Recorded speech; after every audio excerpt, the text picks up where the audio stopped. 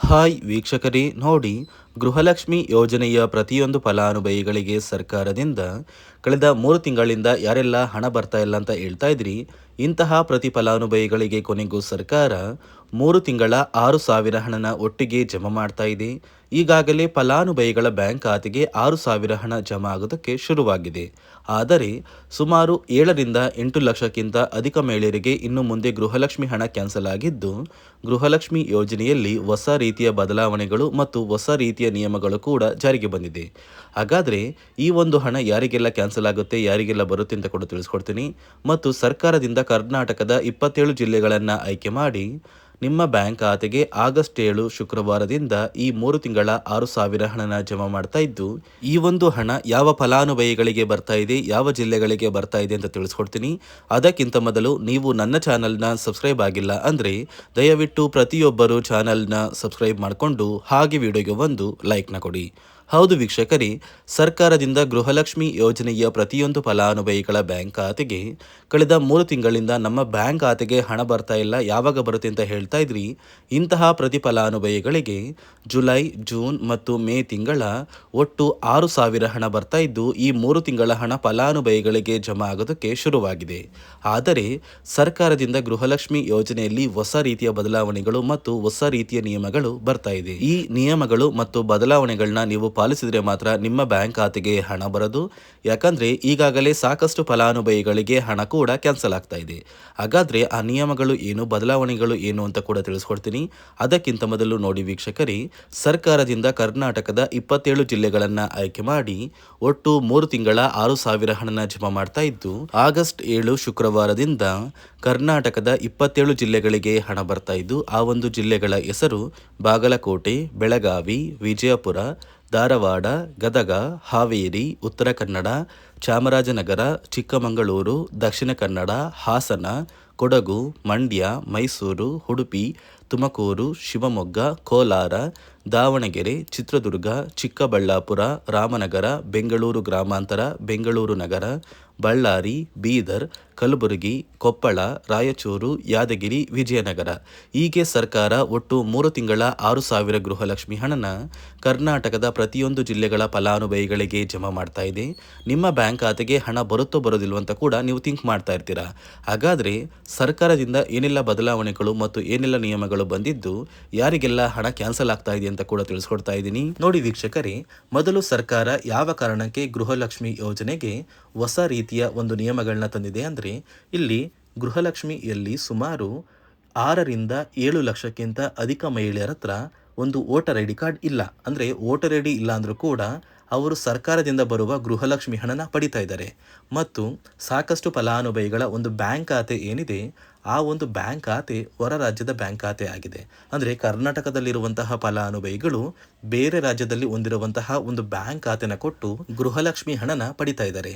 ಅದೇ ರೀತಿ ಸಾಕಷ್ಟು ರೀತಿಯ ಹೊಸ ಬದಲಾವಣೆಗಳು ಯಾವ ಕಾರಣಕ್ಕೆ ಬರ್ತಾ ಇದೆ ಅಂದರೆ, ಗೃಹಲಕ್ಷ್ಮಿ ಯೋಜನೆಯಲ್ಲಿ ಅರ್ಹವಿರುವ ಫಲಾನುಭವಿಗಳಿಗೆ, ಅಂದರೆ ಕರ್ನಾಟಕದವರಾಗಿದ್ದು ಕರ್ನಾಟಕದಲ್ಲೇ ವೋಟರ್ ಐ ಡಿನ ಹೊಂದಿದ್ದು ಕರ್ನಾಟಕದ ಫಲಾನುಭವಿಗಳಾಗಿದ್ದು ಇವರ ಬ್ಯಾಂಕ್ ಖಾತೆಗೆ ಹಣ ತಲುಪಬೇಕು, ಬೇರೆ ಫಲಾನುಭವಿಗಳಿಗೆ ಯಾವುದೇ ಕಾರಣಕ್ಕೂ ಹಣ ತಲುಪಬಾರದು ಅಂತ ಸರ್ಕಾರ ನಿರ್ಧಾರ ಮಾಡಿದೆ.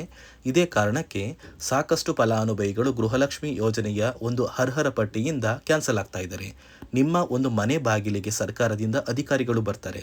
ಸೊ ಸರ್ಕಾರ ಗೃಹಲಕ್ಷ್ಮಿ ಮರುನೋಂದಣಿಗೆ ಒಂದು ಅಪ್ಲಿಕೇಶನ್ ಕೂಡ ಕೊಟ್ಟಿದ್ದಾರೆ. ಅಂದರೆ ಮೊಬೈಲಲ್ಲೇ ಆ ಒಂದು ಅಧಿಕಾರಿಗಳು ನಿಮ್ಮ ಮನೆ ಬಾಗಿಲಿಗೆ ಬಂದು ನಿಮ್ಮ ದಾಖಲಾತಿಗಳಾದ ರೇಷನ್ ಕಾರ್ಡ್, ಆಧಾರ್ ಕಾರ್ಡ್ ಮತ್ತು ವೋಟರ್ ಐ ಡಿ ಇದೀಗ ಕಡ್ಡಾಯ ಮಾಡಿದೆ.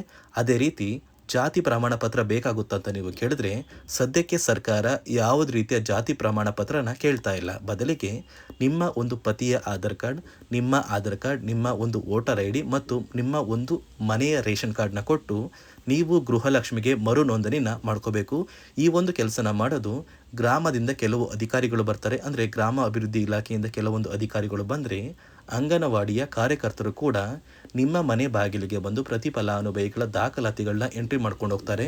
ಸೊ ಆ ಒಂದು ಫಲಾನುಭವಿಗಳು ಎಂಟ್ರಿ ಮಾಡಿದ ನಂತರ ಸರ್ಕಾರದಿಂದ ನಿಮಗೆ ಒಂದು ನೋಟಿಫಿಕೇಶನ್ ಬರುತ್ತೆ. ನಿಮ್ಮ ಮೊಬೈಲ್ ನಂಬರ್ ಏನಿದೆ ಆ ಒಂದು ಮೊಬೈಲ್ ನಂಬರ್ಗೆ ಒಂದು ಮೆಸೇಜ್ ಬರುತ್ತೆ. ಅಂದರೆ ನಿಮ್ಮ ಗೃಹಲಕ್ಷ್ಮಿ ಮರು ನೋಂದಣಿ ಅರ್ಜಿನ ನಾವು ಸ್ವೀಕಾರ ಮಾಡಿದ್ದೀವಿ ಮತ್ತು ಮುಂದಿನ ದಿನಗಳಲ್ಲಿ ನಿಮ್ಮ ಒಂದು ಗೃಹಲಕ್ಷ್ಮಿ ಹಣನ ನಿಮ್ಮ ಬ್ಯಾಂಕ್ ಖಾತೆಗೆ ಜಮಾ ಮಾಡ್ತೀವಿ ಅಂತ ಸರ್ಕಾರದಿಂದಲೇ ಒಂದು ಮೆಸೇಜ್ನ ಕಳಿಸ್ತಾರೆ.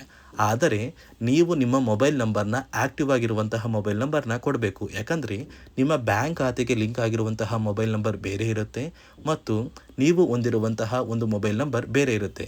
ಇದೇ ಕಾರಣಕ್ಕೆ ಕರೆಕ್ಟ್ ಆಗಿರುವಂತಹ ಒಂದು ಮೊಬೈಲ್ ನಂಬರ್ನ ಕೊಟ್ಟರೆ ಆದಷ್ಟು ಬೇಗ ನೀವು ಮರು ಅರ್ಜಿನ ಹಾಕಿ ಗೃಹಲಕ್ಷ್ಮಿ ಹಣನ ಪಡ್ಕೋಬೋದು. ಅದೇ ರೀತಿ ನೀವು ಹೊಂದಿರುವ ಬ್ಯಾಂಕ್ ಖಾತೆ ಏನಿದೆ ಆ ಒಂದು ಬ್ಯಾಂಕ್ ಖಾತೆನ ನೀವು ಆ್ಯಕ್ಟಿವ್ ಆಗಿ ಇಟ್ಕೋಬೇಕು. ಅಂದರೆ ಯಾವುದೇ ರೀತಿಯ ಒಂದು ವಹಿವಾಟನ್ನು ನಡೆಸ್ತಾ ಇಲ್ಲ ಅಂದರೆ ನಿಮ್ಮ ಒಂದು ಬ್ಯಾಂಕ್ ಖಾತೆಗೆ ಗೃಹಲಕ್ಷ್ಮಿ ಹಣ ಖಂಡಿತವಾಗಿಯೂ ಬರೋದಿಲ್ಲ. ಅದೇ ರೀತಿ ನೋಡಿ ವೀಕ್ಷಕರೇ, ನಿಮ್ಮ ಮನೆಯ ಕುಟುಂಬರು ಅಂದರೆ ಗೃಹಲಕ್ಷ್ಮಿ ಯೋಜನೆಯ ಒಂದು ಸದಸ್ಯ ಏನಾರನ್ನು ಮರಣ ಹೊಂದಿದ್ದು ಅವರ ಬದಲಾಗಿ ನೀವು ಅಪ್ಲಿಕೇಶನ್ ಹಾಕ್ತೀವಿ ಅಂದರೆ ಅದು ಸಾಧ್ಯವಿಲ್ಲ. ಯಾಕಂದರೆ ನಿಮ್ಮ ಒಂದು ರೇಷನ್ ಕಾರ್ಡಲ್ಲಿ ಮನೆಯ ಯಜಮಾನಿ ಯಾರಿರ್ತಾರೆ ಅವರೇ ಮಾತ್ರ ಗೃಹಲಕ್ಷ್ಮಿ ಯೋಜನೆಗೆ ಅರ್ಹರಾಗಿರ್ತಾರೆ.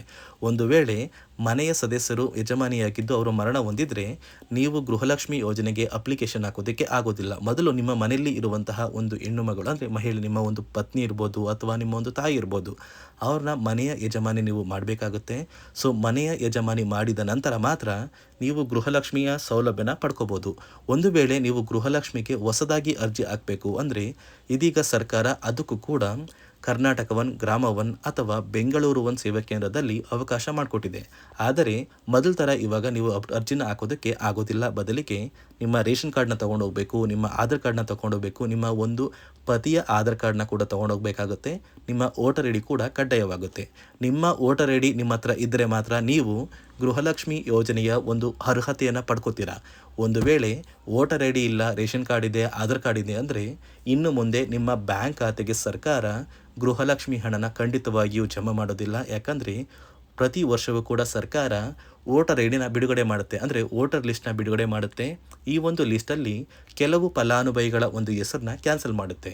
ಒಂದು ವೇಳೆ ನಿಮ್ಮ ವೋಟರ್ ಐ ಡಿ ಏನಾದರೂ ಕ್ಯಾನ್ಸಲ್ ಆಗಿದ್ದರೆ ನಿಮ್ಮ ಬ್ಯಾಂಕ್ ಖಾತೆಗೆ ಗೃಹಲಕ್ಷ್ಮಿ ಹಣನ ಸರ್ಕಾರ ಕ್ಯಾನ್ಸಲ್ ಮಾಡುತ್ತೆ. ಈ ಕೂಡಲೇ ನೀವು ನಿಮ್ಮ ದಾಖಲಾತಿಗಳು ಎಲ್ಲ ಕೂಡ ಸರಿ ಇದೆಯಾ ಅಂತ ತಿಳ್ಕೊಳ್ಳಿ. ಹಾಗಾದರೆ ಮಾತ್ರ ನೀವು ಗೃಹಲಕ್ಷ್ಮಿ ಯೋಜನೆಗೆ ಅರ್ಹರಾಗಿರ್ತೀರಾ. ಸರ್ಕಾರ ಯಾವ ಕಾರಣಕ್ಕೆ ಈ ರೀತಿಯ ಹೊಸ ಬದಲಾವಣೆಗಳನ್ನ ತರ್ತಾ ಇದೆ ಅಂದರೆ ಇಲ್ಲಿಯವರೆಗೂ ಸುಮಾರು 60 ಕೋಟಿಗಿಂತ ಅಧಿಕ ಮೊತ್ತನ ಸರ್ಕಾರ ನಷ್ಟ ಮಾಡಿಕೊಂಡಿದೆ. ಅಂದರೆ ಫಲಾನುಭವಿಗಳು ನಮ್ಮ ಕರ್ನಾಟಕದವರೇ ಅಲ್ಲ, ಅಂತಹ ಫಲಾನುಭವಿಗಳಿಗೂ ಕೂಡ ಸರ್ಕಾರದಿಂದ ಹಣ ಹೋಗಿದೆ ಮತ್ತು ಸಾಕಷ್ಟು ಫಲಾನುಭವಿಗಳು ಮರಣ ಹೊಂದಿದ್ದಾರೆ. ಅಂತಹ ಫಲಾನುಭವಿಗಳಿಗೂ ಕೂಡ ಹಣ ಹೋಗ್ತಾ ಇದೆ ಮತ್ತು ಫಲಾನುಭವಿಗಳು ಹೊಂದಿರುವ ಬ್ಯಾಂಕ್ ಖಾತೆ ಕೂಡ ಆ್ಯಕ್ಟಿವ್ ಇಲ್ಲ. ಅಂತಹ ಫಲಾನುಭವಿಗಳಿಗೂ ಕೂಡ ಹಣ ಹೋಗಿದೆ ಮತ್ತು ಸಾಕಷ್ಟು ಫಲಾನುಭವಿಗಳು ಏನು ಮಾಡಿದ್ದಾರೆ ಅಂದರೆ ಅವರ ಮನೆ ಕುಟುಂಬದ ಯಜಮಾನಿ ಅಂದರೆ ಹೆಡ್ ಆಫ್ ದ ಫ್ಯಾಮಿಲಿ ಇರ್ತಾರಲ್ಲ, ಸೊ ಆ ಒಂದು ಮಹಿಳೆ ಮರಣ ಹೊಂದಿರ್ತಾರೆ. ಸೊ ಏನೋ ಒಂದು ಕಾರಣದಿಂದ ಮರಣ ಹೊಂದಿದ್ದು ಅವರ ಬ್ಯಾಂಕ್ ಖಾತೆಗೆ ಬರುವ ಗೃಹಲಕ್ಷ್ಮಿ ಹಣನ ಒಂದು ATM ಮೂಲಕ ವಿತ್ಡ್ರಾ ಮಾಡಿದ್ದಾರೆ ಮತ್ತು ಫೋನ್ಪೇ ಮೂಲಕ ಟ್ರಾನ್ಸ್ಫರ್ ಮಾಡ್ಕೊಂಡಿದ್ದಾರೆ. ಇದೀಗ ಸರ್ಕಾರ ಈ ರೀತಿಯ ಒಂದು ಹೊಸ ಬದಲಾವಣೆಗಳನ್ನ ಜಾರಿಗೆ ತಂದರೆ ಯಾರಿಗೂ ಕೂಡ ಗೃಹಲಕ್ಷ್ಮಿ ಹಣ ಮೋಸ ಆಗೋದಿಲ್ಲ ಮತ್ತು ಪ್ರತಿ ಫಲಾನುಭವಿಗಳಿಗೆ ಹಣ ಬಂದೇ ಬರುತ್ತೆ ಅಂತ ಆದೇಶ ಕೊಟ್ಟಿದೆ.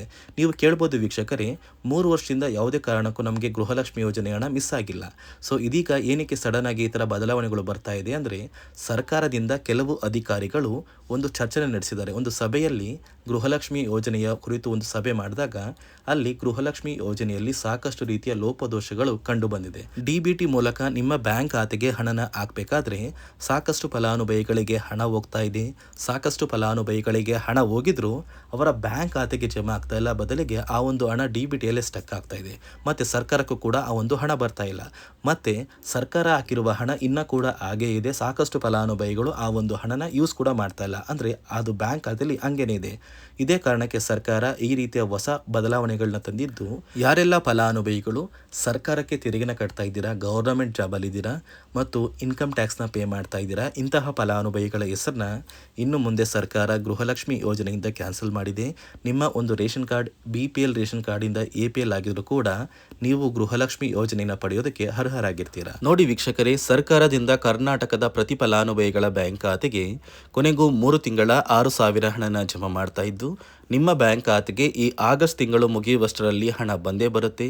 ಕೆಲವೇ ದಿನಗಳ ಕಾಲ ವೇಟ್ ಮಾಡಿ ಅಂತ ಹೇಳ್ತಾ, ಇದಿಷ್ಟು ಸರ್ಕಾರದಿಂದ ಬಂದಿರುವ ಮಾಹಿತಿಯಾಗಿದ್ದು, ನಾನು ಕೊಟ್ಟಿರುವ ಮಾಹಿತಿ ನಿಮಗೆ ಇಷ್ಟ ಆಗಿದ್ದಲ್ಲಿ ನನ್ನ ಚಾನಲ್ನ ಸಬ್ಸ್ಕ್ರೈಬ್ ಮಾಡಿಕೊಂಡು ಹಾಗೆ ಪ್ರತಿಯೊಬ್ಬರು ವಿಡಿಯೋಗೆ ಒಂದು ಲೈಕ್ನ ಕೊಡಿ.